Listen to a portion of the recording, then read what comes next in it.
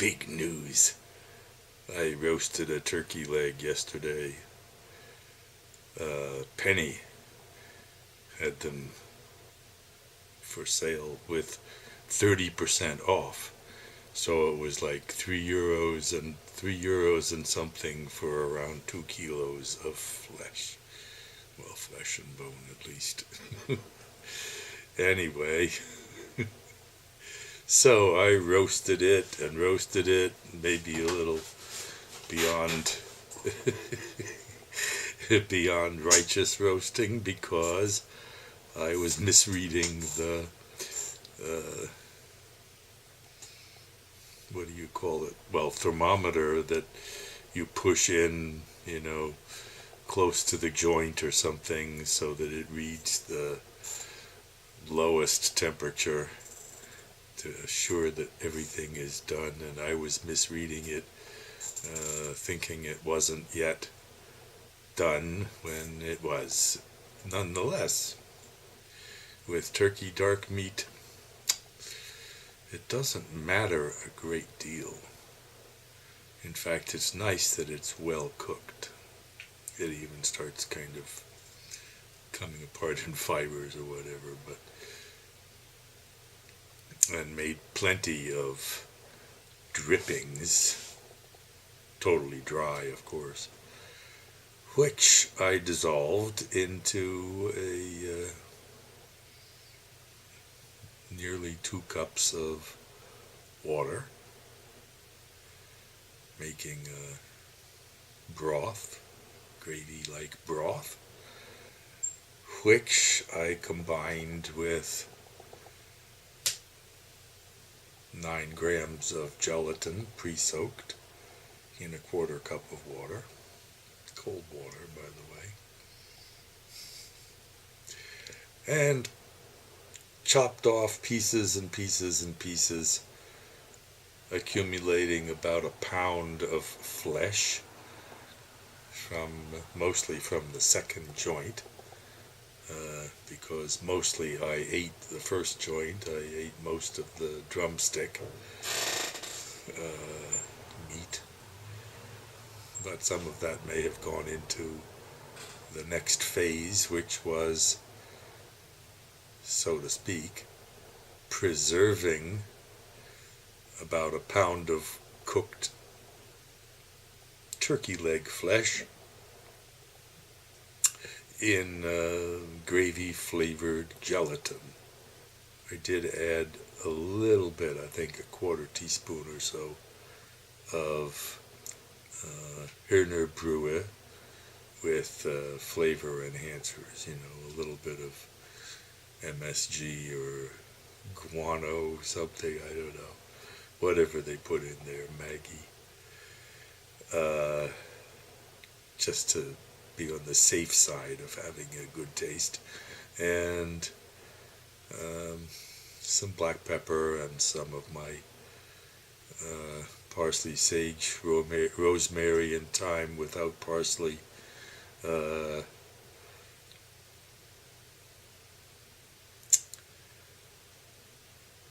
Gewürz powder, which is meant, it also has oregano in it, which is meant to somewhat simulate Bell's seasoning, which Mother always used in stuffing and in roasting turkeys and chickens and whatever. So I packed away in what I would call my standard spaghetti sauce box for the refrigerator, a 1-liter kind of flattish box, and now I have in the fridge a liter or so of turkey leg flesh pieces, kind of like stew-sized pieces, bite-sized pieces, pretty much, in a jello in an aspic, I suppose you'd call it, of turkey dripping flavor, and I added a little salt also. That had been noticed missing the first time I did this exercise. In any case, it felt good buying this turkey leg now that I have a what I consider a suitable means of preserving the excess, that I'm not going to eat all of this thing at once, and even keeping it for a day or two. Well, that's not a serious problem. I've been doing it, but this is better. This is like, well, I have the illusion of the aspic keeping any germs that might filter in away from the meat, and they so they probably just eat the aspic. But anyway, that's my illusion. First time I made it, I added a little vodka, thinking that would help to anesthetize, right? To poison any bacteria that might drift in or something. As I know that people do preserve meat this way, but I think they usually make it sour, which also retards retarded bacteria. So anyway, that's all packed up. I'll look into it tomorrow or the next day. Probably tomorrow I'll finish the as yet unfinished chunk of flesh that I saved in the fridge, wrapped up for future reference. And I ate about half of it today, and I'll eat about half of it tomorrow, the other half, I expect. In any case, as well, I made some chili out of the standard spaghetti sauce that has been in the fridge for a week or maybe more, I'm not sure. But I believe that the way I keep it, by putting it into a box while it's still boiling hot, letting it cool, and then into the fridge, that spaghetti sauce in particular, being sour and so forth, keeps really a long time. Like 2 weeks is not necessarily too long, but preferably after, say, a week, I will recook it, which I did today with this spaghetti sauce. It's got some hackfleisch and some salsiccia in it. I took about half of it and turned that into chili. The other half, having boiled it, I just put back in the fridge in a plastic box for future reference. For example, if my German ex-girlfriend should come around for lunch at some point in the near future, that with a little extra, like condensed tomato juice out of a box, would make a perfectly suitable spaghetti dinner. She has always liked my spaghetti sauce, which I do too. I think it's very good sauce. It has to cook at least 2 hours, and does. Anyway,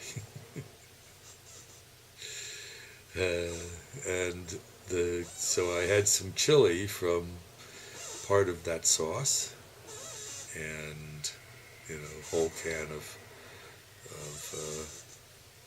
kidney beans. Speaking of kidney beans, I'm thinking of how I have loved lima beans, especially the green ones still. Like, used to be able to buy them frozen, and Mother did.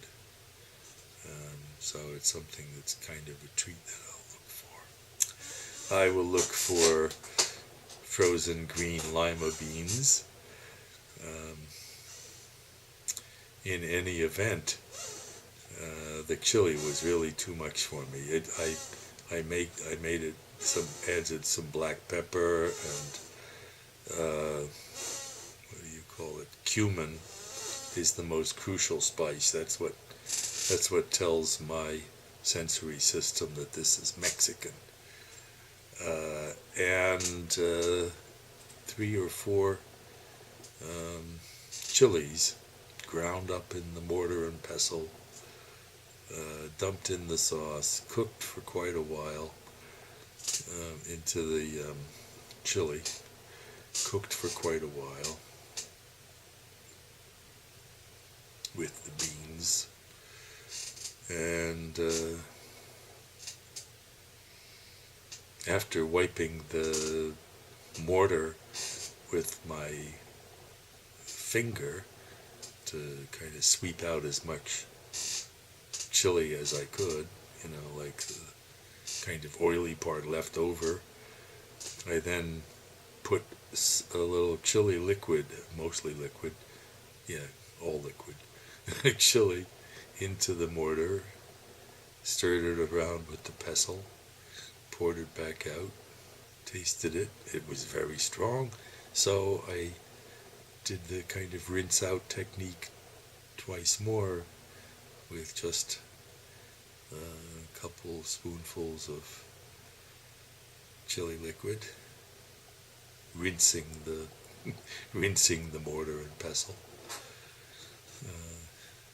and then went off and washed my active finger, this one here, literally this one, with soap in the bathroom to make sure that if I scratched an eyelid or something, I would not be howling in pain, because that shit is that's fucking hot stuff.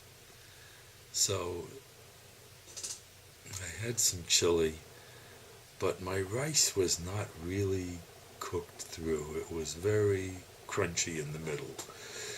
So I ate some, and crunching the rice as well as I could. But I kind of ran out of steam, and I grabbed a little cheese and grabbed a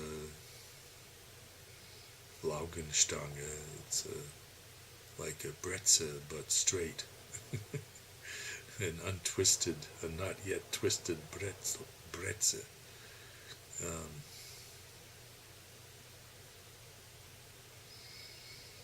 Anyway, I kind of ran out of steam on that chili, and mostly because of the rice. So I put together in a pan the rest of the chili and the rest of the rice, poured back a little bit left over in my bowl, added a little liquid, and let it cook for a while so the rice would finally be properly cooked. And eventually that's the case, and I put it all away in a box, which I emptied for the purpose, a 750 milliliter box, halfway between the half-liter cubes and the 1-liter flat things, which had up to that point, a short while before, contained the remains of a Wald-Heidelbeeren jello. A jar of Wald-Heidelbeeren, wild blueberries, in liquid with some sugar, Uh, I just took one of those off the shelf, as it were, poured it into a pot with pre-moistened gelatin, cooked it, put it in a box, let it chill, and had blueberry gelatin. Frankly, compared with cultivated blueberries that I love so much, it's a little disappointing, but not bad. Pleasant. It's a pleasant way of getting gelatin into the body, which reportedly may be helpful for my arthritic joints. Anyway,